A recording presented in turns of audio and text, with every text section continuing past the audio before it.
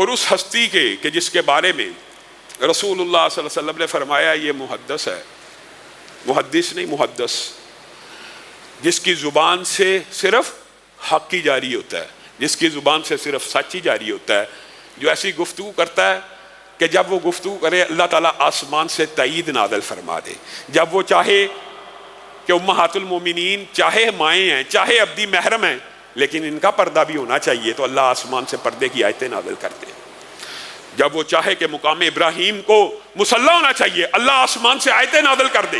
وہ ہستی اتنی جلیل القدر، اس کا کیا مزاج ہے، اور ہمارا اور آپ کا اور معاشرے کے اندر لوگوں کا کیا مزاج ہے؟ حدیث پیش کر دو، حدیث تو ٹھیک ہے، جب یہ جو جملہ یہ بڑا خطرناک ہے، حدیث تو ٹھیک ہے مگر اس مگر کے اوپر تف ہے، حدیث ٹھیک ہے تو بس قبول کر، بات مان لے۔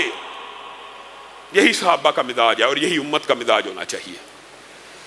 حضرت عمر نے جب ریاست بہت پھیل گئی، سلطنت پھیل رہی ہے، بہت سے آپ کو پتہ اجتہادی فیصلے ہیں، آپ آرڈر کر رہے ہیں، پتہ لگا کہ ڈاکو ہیں، چور ہیں، لڑائی جھگڑے ہوتے ہیں، دیتوں کے معاملے ہیں، ہاتھ کا کسی نے کاٹ دینا، یہ اس طرح کے معاملات چل رہے ہیں، تو حضرت عمر نے اپنے اسلامی ریاست کے قاضیوں کو ایک آرڈیننس پیش کیا، جاری کیا، کہا مجھ تک یہ حدیث پہنچی ہے کہ ایک ہاتھ کے کٹ جانے کی جو دیت ہے وہ 50 اونٹ ہے، میں عمر اس حدیث کی روشنی میں ان ہاتھوں کی انگلیوں کو تقسیم کرنا چاہتا ہوں۔ کیس آ رہے ہیں کہ ایک کی ایک ہاتھ تو نہیں کٹا، انگلی کٹ گئی ہے، 2 انگلیاں کٹ گئی ہیں۔ حضرت عمر نے کہا میں نے غور کیا، میں نے بڑا غور و فکر کیا ہے کہ اس ہاتھ کی 5 انگلیوں میں مجھے سب سے طاقتور انگوٹھا نظر آتا ہے، اور یہ بات حقیقت بھی ہے، انگوٹھا سب سے طاقتور ہے، مضبوط ہے، گرفت میں، پکڑنے میں، کام آنے میں، اس کی دیت میں 15 اونٹ مقرر کرتا ہوں۔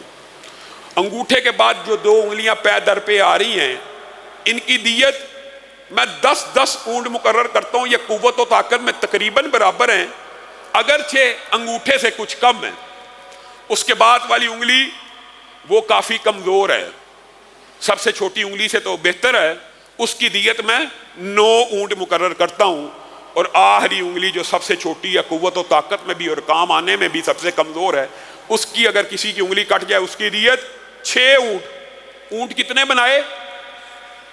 اونٹ 50 ہی بنائے، انگوٹھا 15، ساتھ والی 2 انگلیاں 10، ساتھ والی انگلی 9 اور آخری انگلی 6، اونٹ 50 ہی بنائے ہیں۔ رسول اللہ کی حدیث بھی 50 کی ہے۔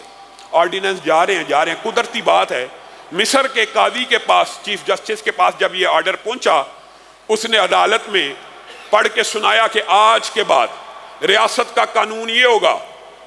عوف بن مالک پاس بیٹھے ہیں، انہوں نے کہا ذرا رک جا، ابھی تو نے کوئی کیس آیا، اس کے اوپر امپلیمنٹیشن، اس کو لاگو اور جاری نہیں کرنا، میں ذرا کہاں بیٹھے میں مصر میں ذرا عمر سے بات کر کے آتا ہوں اور میں اس سے پوچھتا ہوں عمر نے یہ آرڈیننس کیسے جاری کیا، کس اصول کے تحت، کس دلیل کے تحت جاری کیا۔ عوف بن مالک مصر میں بیٹھے ہوئے، یہ صحابہ ہیں جن کو حدیث کی قدر و قیمت کا احساس ہے، گھوڑا دوڑاتے ہوئے تیزی سے منزلوں کی منزلیں سفر کرتے ہوئے حضرت عمر کی بارگاہ میں حاضر ہو گئے۔ حضرت عمر سے سلام دعا کی، کہا عمر آپ نے آرڈیننس جاری کیا ہے؟ جی کیا ہے۔ انگوٹھے کے 15 اونٹ، ساتھ والی انگلیوں کے 10، پھر 9، پھر 6، یہ آرڈیننس آپ نے کس دلیل کے تحت جاری کر دی ہے؟ یہ آپ کے پاس اس آرڈیننس کو جاری کرنے کی کیا دلیل ہے؟ یہ شریعت ہے۔ حضرت عمر بھی مزاج آپ کو پتا ان کا جلالی تھا، تو اتنی دور سے نہ سلام نہ دعا نہ کھانا پینا، آتے ساتھ مجھے احتساب کی حالت میں میرے سے سوال جواب کرنا شروع کر دیا۔ بندہ بیٹھتا ہے، کوئی بات ہوتی ہے، کوئی بات نہیں، یہ بات ابھی ہوگی، تو جو میرے پہ اعتراض کر رہا ہے، میں نے تو اپنی عقل سے، اجتہاد سے، غور و فکر کر کے یہ آرڈیننس جاری کیا، میرے پاس یہ حدیث ہے عوف کہ ہاتھ کٹ جائے دیت 50 اونٹ ہے، میں نے ان اونٹوں کو تقسیم کر دیا۔ اچھا عمر، آپ نے جس حدیث سے یہ دلیل اخذ کی ہے، میرے پاس اس کے علاوہ بھی ایک حدیث موجود ہے۔ اچھا آپ بیان کریں۔ کہا یہی مدینہ تھا، میں رسول اللہ کی بارگاہ میں بیٹھا ہوا تھا، رسول اللہ صلی اللہ علیہ وسلم نے کہا تھا الا ان الاصابع فی دیت سوا، الا ان الاصابع فی دیت سوا، انگلیاں قوت و طاقت میں برابر نہیں ہیں لیکن دیت میں برابر ہیں۔ حضرت عمر نے عوف بن مالک کی سند سے یہ حدیث سن لی، اب کاتب کو بلایا، کہا کاتب کو بلایا جائے، یہ مزاج ہے، یہ صحابہ کا مزاج ہے، یہ فقیہ امت کا مزاج ہے، یہ اس ہستی کا مزاج ہے کہ جس کی تائید میں 18 سے زیادہ قرآن کی آیتیں نازل ہوئی ہیں۔ اور حضرت عوف بن مالک بھی میرے ذہن میں خیال آتا ہے اس وقت پتہ نہیں کس کیفیت کا شکار ہوئیں گے۔ کاتب کو بلاؤ، کاتب آیا، لکھو ایک نیا آرڈیننس۔ کیا؟ عمر نے جو فتویٰ جاری کیا پورے کا پورا ویسے لکھ دو۔ میرے ذہن میں یہ خیال آتا ہے جب حضرت عمر اپنے فتوے کو پورے کا پورا دوبارہ لکھوا رہے ہوں گے تو عوف بن مالک کے ذہن میں شاید، یہ میں کہہ رہا ہوں، خیال آ رہا ہو کہ عمر نے شاید بات نہیں مانی، کہا پورے کا پورا میرا آرڈیننس لکھ دو دوبارہ۔ کاتب نے لکھ دیا، کہا نیچے عوف بن مالک سے جو حدیث ہم تک پہنچی ہے وہ بھی لکھ دو، وہ بھی لکھ دی۔ کہا نیچے اب میرا فیصلہ بھی لکھ دو کہ اوپر عمر کا فتویٰ موجود ہے، نیچے رسول اللہ کی حدیث موجود ہے، میرا فیصلہ یہ ہے رسول اللہ کی حدیث کو نافذ کیا جائے گا، عمر کے فتوے کو رد کر دیا جائے گا۔ دین صرف اس چیز کا نام ہے، دین صرف یہ ہے۔ آج کچھ باتیں آپ سے اور بھی کرنی تھی، وقت تیزی سے گزر رہا ہے۔ اسی طرح کا ایک اور واقعہ حضرت عمر کی زندگی میں آیا۔ حضرت عمر نے خطبہ دے دیا جمعے میں، اور حضرت عمر کے پاس شکایتیں آئیں، فلاں عورت نے اتنا مہر، فلاں عورت کا اتنا مہر۔ حضرت عمر کو غصہ آ گیا کہ یہ مہر اتنے مہنگے ہوتے گئے تو معاشرے میں تو زنا بڑھ جائے گا، معاشرے میں تو برائی عام ہو جائے گی۔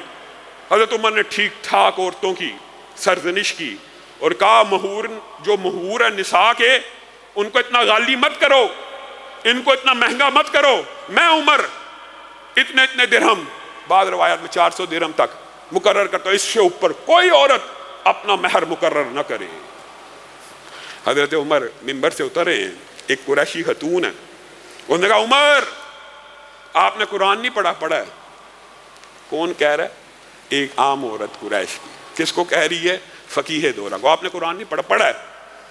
آپ نے آج جو فتویٰ اور آرڈیننس جاری کیا ہے آپ نے خلاف قرآن کیا۔ حضرت عمر ٹھٹک گئے، کہاں ہے بی بی وہ کون سی ایسی آیت ہے جو میرے اس حکم کے خلاف ہے؟